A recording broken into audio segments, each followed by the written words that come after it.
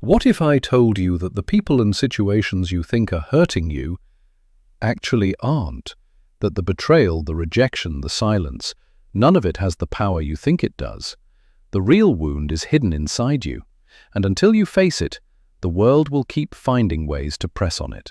Carl Jung believed that we don't become untouchable by shutting down or building walls. We become untouchable by bringing to light the very shadows we've been running from. Because once you integrate what's inside, nothing outside can break you. This isn't about becoming cold or numb. It's about something far more radical, a strength so deep that criticism, loss, even abandonment can't shake your core. And here's the twist. The path to that strength isn't resistance, it's awareness. It's walking straight into the pain you've been avoiding and discovering that it was never your enemy. You'll see why nothing and nobody will ever hurt you again, not because the world changes, but because you do. Let's dive in. You think you're protecting yourself by controlling how others see you, but the more you try to control the outside world, the more power it has over you.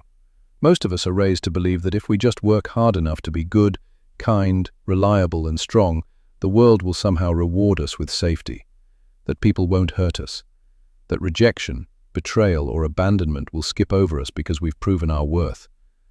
But Carl Jung saw through this illusion. He understood that the pain we feel rarely comes from the event itself, the criticism, the silence, the broken trust, but from what it touches inside of us. The external blow is like a hand pressing on a bruise. The pain doesn't come from the hand, but from the wound that was already there. This is why two people can experience the same situation and respond in completely different ways. One person can lose a relationship, and though sad, remain grounded and whole. Another person can be shattered, spiraling into despair. The difference is not the situation, it's the inner landscape. It's whether there's an old wound, unhealed and waiting for the slightest touch to reopen. Here's the uncomfortable truth. As long as you believe you can control how others treat you, you'll always be enslaved by their actions. You'll overthink your words to avoid criticism. You'll exhaust yourself trying to be indispensable so you're never abandoned. You'll force yourself to smile when you want to cry because you believe that weakness will invite rejection. Control becomes your invisible prison, and it is exhausting. Think about how much of your energy is spent trying to manage what others might think. Rehearsing conversations in your head so you don't mess up. Explaining yourself again and again, hoping no one misinterprets you. Saying yes when you want to say no, terrified of letting someone down. This constant vigilance might feel like protection, but it's actually a slow drain of your soul. Because no matter how perfectly you perform, life is unpredictable. People betray, friends disappoint, strangers criticize, and when they do, the control you thought was keeping you safe shatters in an instant, leaving you more hurt than ever. Carl Jung once said, "We are not what happens to us, but what we choose to become." In other words, you are not defined by what people do to you. You are defined by what you do with it. Here lies the paradox. The harder you try to avoid pain, the more fragile you become. Because pain is not avoided through control. It's transcended through awareness. When you cling to control, you're living on the surface, reacting to every ripple and wave. But when you start looking inward, you realize something radical. The waves only have power because there's a wound inside you that resonates with them. The betrayal hurts because it echoes old abandonment. The criticism stings because it mirrors your own self-doubt. The silence destroys you because deep down, you've always feared being invisible. And that's where the real battlefield lies. Not outside, but within. The problem is not what they did. The problem is the bruise inside you that keeps aching, begging to be healed. So if you truly want to become untouchable, it's not about predicting, pleasing, or controlling others. It's about facing your own wounds so they lose the power to control you. Because once you accept and integrate what's inside, the world loses its hooks. Imagine walking into a room where someone criticizes you, and instead of feeling crushed, you simply notice, breathe, and let it go. Not because you're cold, not because you're numb, but because the wound that used to bleed from those words has already healed. That is freedom. That is strength. And this is the beginning of what Jung called individuation, the process of becoming whole, not by escaping the world, but by no longer being a hostage to it. So here's the first shift. Stop asking, How can I control them so they don't hurt me? Start asking, what wound inside me is still giving their actions power? Because when you understand that, you stop playing the endless game of control, and you finally begin the real journey, the one that leads inward. The world isn't breaking you. Your own unconscious is. And until you face it, every word, every rejection, every betrayal will cut deeper than it should. Here's the brutal truth. Most of what hurts you doesn't come from what people do to you. It comes from what's already buried inside, the unconscious. Carl Jung called it the hidden territory of the soul, the place where every memory, every trauma, every fear you've pushed away still lives. You can try to bury it under years of distractions, achievements, even masks of strength, but it doesn't go away. It waits. And when the world outside presses against it, it bleeds. Think about it. Why does one person shrug off criticism while another spirals into shame? Why does one person heal from rejection while another feels abandoned for years? The difference isn't the event. The difference is the unconscious wound that event touches. And here's the trap. When you don't know you're unconscious, you blame the outside world for all your pain. If only they hadn't said that. If only they hadn't left me. If only they treated me better. But Jung warned us, until you make the unconscious conscious, it will direct your life, and you'll keep calling it fate. That's why the same patterns keep repeating, the same kinds of relationships, the same triggers, the same inner storms. It's not the world out there, it's the unresolved pain in here. And as long as it stays in the dark, it rules you. Picture your unconscious like a shadowy stage director. You're the actor, thinking you're improvising. But every move, every reaction, every word is being cued from behind the curtain. Someone criticizes you? The director whispers, "Remember when you were never good enough?" And suddenly you're crushed, not by this moment, but by years of buried shame. That's why it feels like overreaction, why you get angrier, sadder, or more devastated than the situation seems to warrant. You're not reacting to now, you're reacting to then, to the wounds you've never dared to face. And here's the hardest part. Repressing those wounds doesn't make you strong. It makes you fragile. Because the unconscious always finds a way to express itself. Ignore it, and it comes back as anxiety. Bury it, and it shows up as self-sabotage. Silence it, and it screams through depression, toxic relationships, and endless exhaustion. Jung put it simply, condemnation does not liberate, it oppresses. And that's exactly what happens when you try to judge away your pain instead of integrating it. You don't free yourself, you just drive it deeper, where it can hurt you even more. So the question isn't, how do I stop people from hurting me? The question is, what in me is still unhealed, still unseen, that gives their actions so much power? Because once you begin to bring the unconscious into the light, the game changes. Criticism still comes. Rejection still happens. Life still throws its storms at you. But they no longer hit the same. The arrow lands where there is no wound, and suddenly it has nowhere to stick. That's why the unconscious is the true battlefield. Not your job, not your relationships, not the people who misunderstand or betray you. The real war is within. And until you fight there, every battle outside will feel like defeat. But here's the hope. The moment you start to make the unconscious conscious, you stop being a puppet. You stop reacting blindly, and you start choosing with clarity. That's where true freedom begins. So let me ask you, are you tired of playing out the same story, of bleeding from the same invisible wounds? Then it's time to step into the hidden battlefield, not to fight harder, but to finally see what's been ruling you in the dark. Because once you do, the unconscious no longer controls you. You control it. And that's the first step to becoming untouchable. The more you run from pain, the faster it finds you. The walls you build to keep hurt out are the same walls that keep you trapped inside. From the time we're kids, we're taught that pain is weakness. Don't cry, don't complain, don't let them see you sweat. So we grow up learning how to hide, how to numb, how to build an armor thick enough to convince the world we're unshakable. But here's the paradox. The harder you try to avoid being hurt, the more fragile you actually become. Because ignoring pain doesn't erase it. It only forces it underground, where it waits, building pressure, until one day it explodes. Think about it. Maybe you distract yourself when the ache creeps in. You scroll endlessly, binge shows, throw yourself into work, or chase relationships that fill the void, at least for a little while. Or maybe you put on the "I don't care" mask.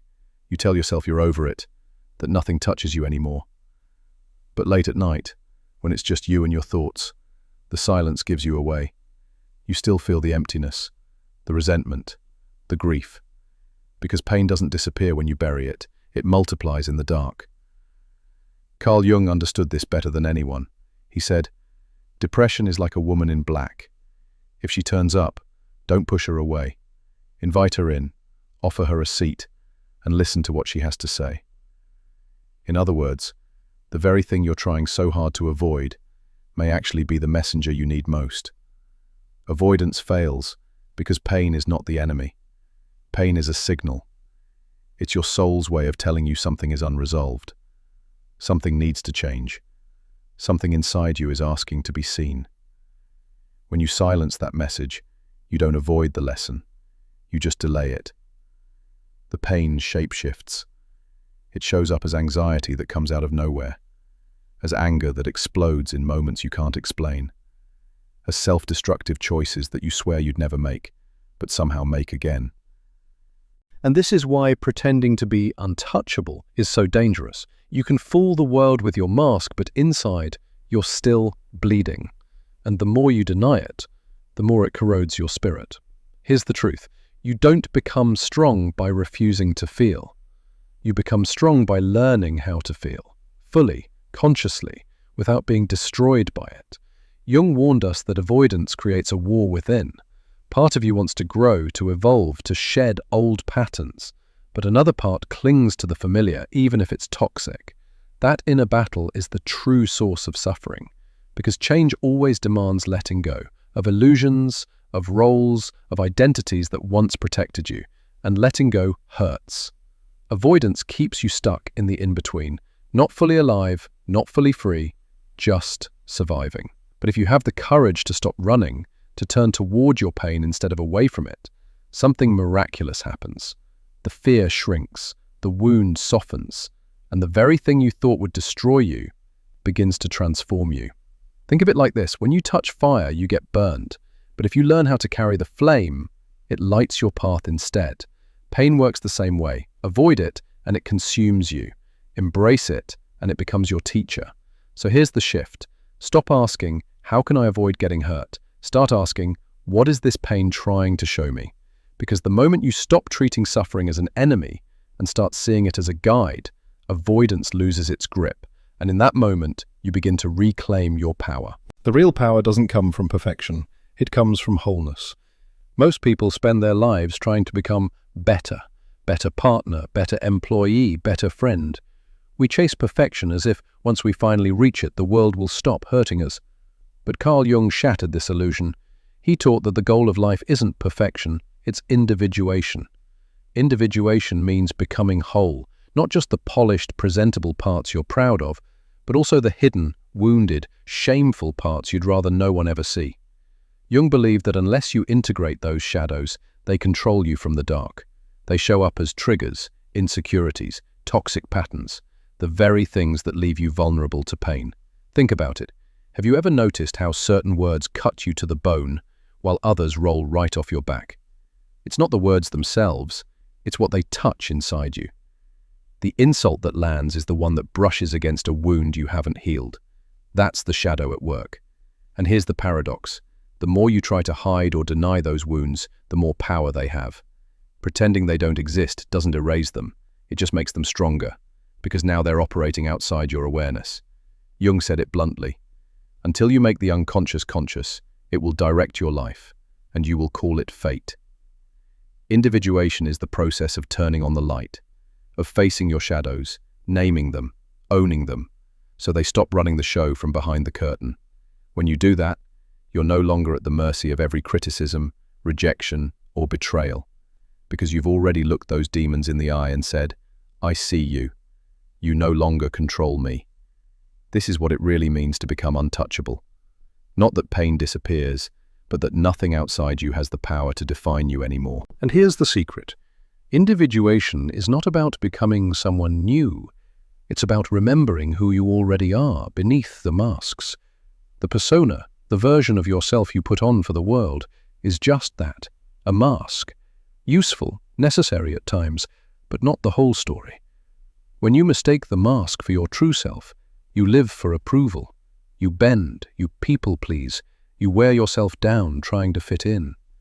But individuation asks you to go deeper, to peel back the layers, to realize that beneath the mask is something far more authentic and far stronger. Of course, this path isn't easy. Integration requires courage.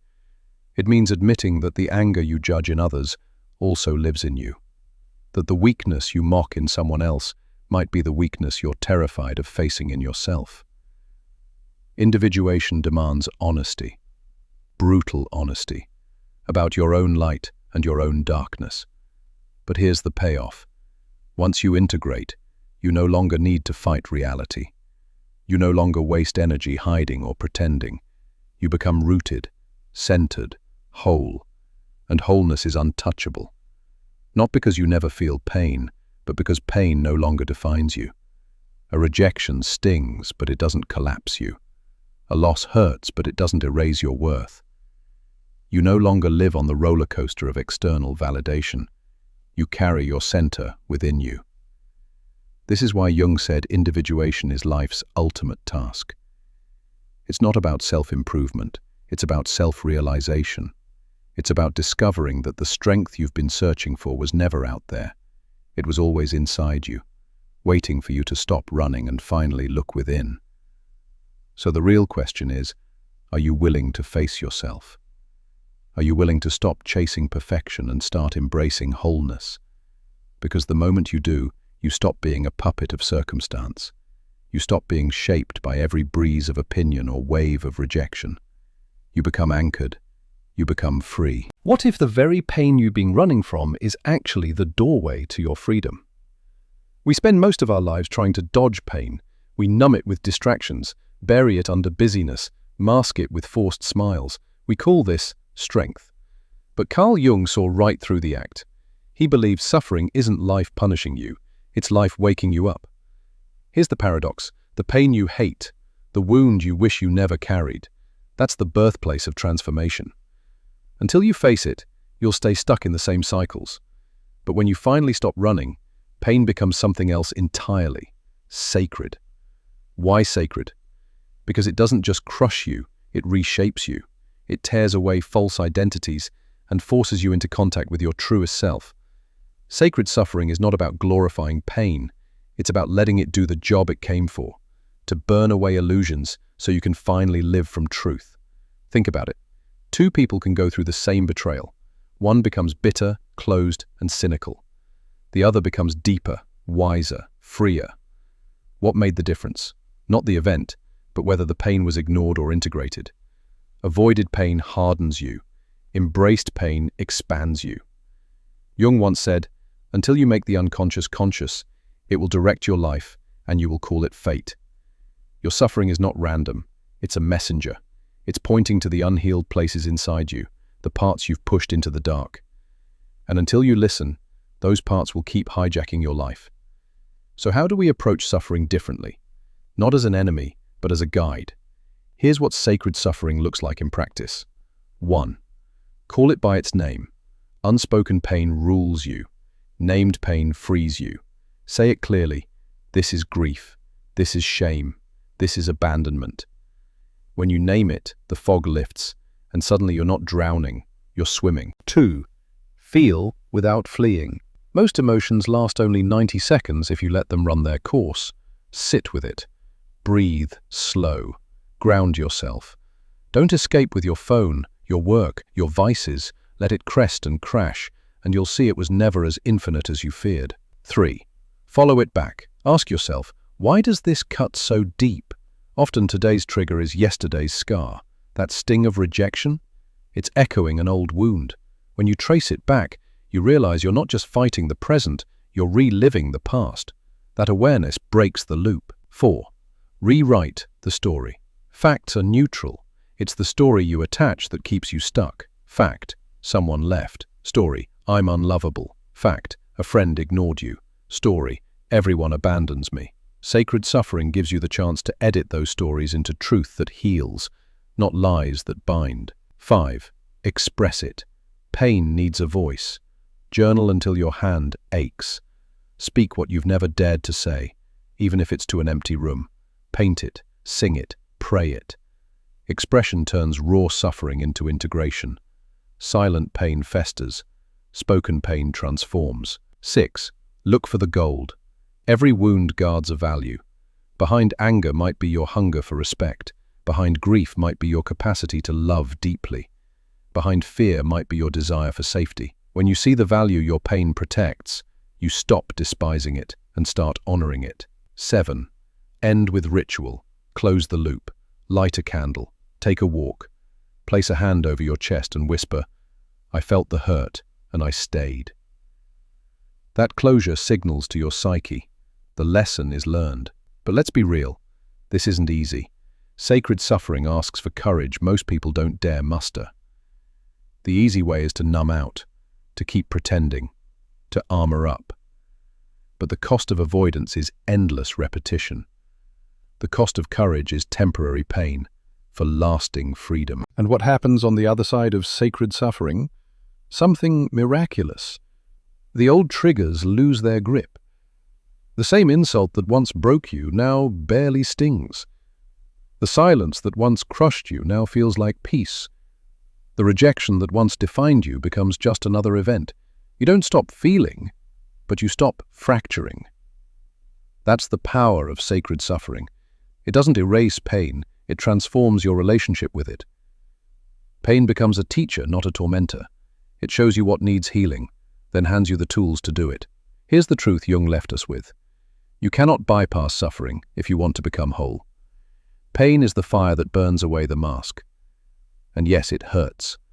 But on the other side is something unshakable. Clarity, freedom, and a self no wound can destroy. So the question isn't, how do I avoid suffering? The real question is, am I willing to let my suffering transform me? Because when you do, nothing and nobody will ever have the power to hurt you the same way again. What if the most unshakable armor you could ever wear isn't built from steel or stone, but from awareness? We often imagine protection as walls. We think if we get tough enough, silent enough, guarded enough, nothing will break through. But Jung showed us that walls don't make you untouchable, they make you brittle. True protection isn't about shutting the world out. It's about being so rooted in awareness that nothing outside can shake what's inside. Consciousness is the ultimate shield, not because it prevents pain, but because it transforms how you meet it. Think about this. Every insult, every betrayal, every criticism, what gives it power?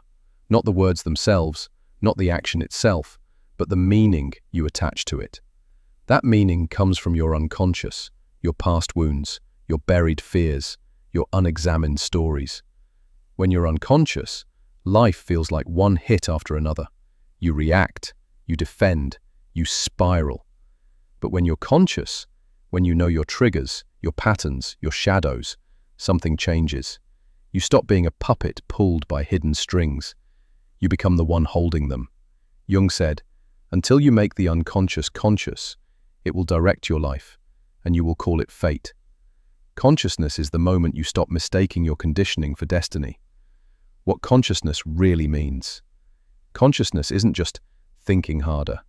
It's not about analyzing endlessly. It's about presence, about shining light into the corners of your psyche you used to avoid. It's the courage to ask, why did that comment sting so much? Why do I feel abandoned every time someone pulls away? Why do I keep attracting the same kind of people? Each question is a spotlight, and every spotlight reveals that the battlefield was never out there. It was always inside you. When you see that clearly, you gain freedom. You may still feel hurt, but it no longer defines you. You may still feel fear, but it doesn't dictate your choices. You may still feel anger, but it doesn't hijack your life. That's what makes consciousness the strongest shield.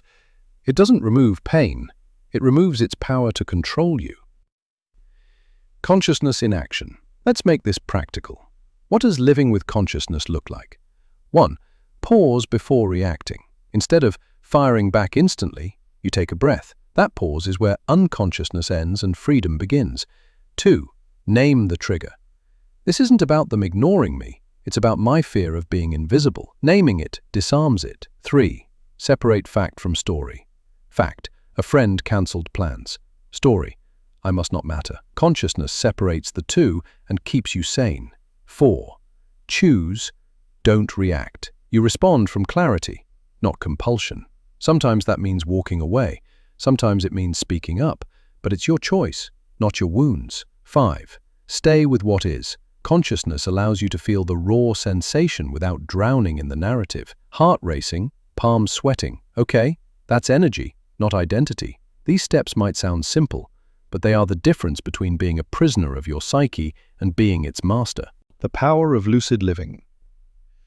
When you live consciously, people notice, not because you're loud, but because you're steady. You stop being predictable. Manipulators lose their grip. Toxic cycles collapse. Why? Because your silence unnerves them. Your calm disarms them. Your refusal to react forces them to face themselves. Jung understood this. Once you're conscious, others can no longer project their shadows onto you without resistance. It's like walking through a storm and realizing the rain can soak your clothes but can't touch your core. You're wet, yes, but you're not undone. Consciousness as freedom. This is the heart of it. Consciousness doesn't shield you by making you invincible. It shields you by making you authentic. The real you is not fragile. The real you doesn't need approval. The real you doesn't crumble when misunderstood. And once you stand in that authenticity, nothing and nobody can truly hurt you again. Pain may visit, but it becomes a guest, not a tyrant. Fear may whisper, but it no longer rules. Rejection may sting, but it doesn't steal your worth. That's the shield Jung pointed us toward. Not an armor that hides, but a clarity that liberates. The world may not change. People may still criticize, betray, or reject. But with consciousness as your shield, you stop being their victim. You become your own center. And from that center, no storm, no word, no silence, no wound can ever destroy you again. When you walk through pain with open eyes, it loses its power. When you stop hiding from your shadows, they become your strength. Jung reminded us that freedom doesn't come from building walls. It comes from awareness, from wholeness, from choosing yourself again and again. So, if this message resonated with you, remember, your healing isn't about becoming untouchable. It's about becoming unshakably you. Comment below, I choose awareness, if you're ready to step into this transformation. Don't forget to like, subscribe, and turn on notifications, because we're just beginning this journey into Jung's wisdom together. And remember, your pain is not your prison. It's your path to power.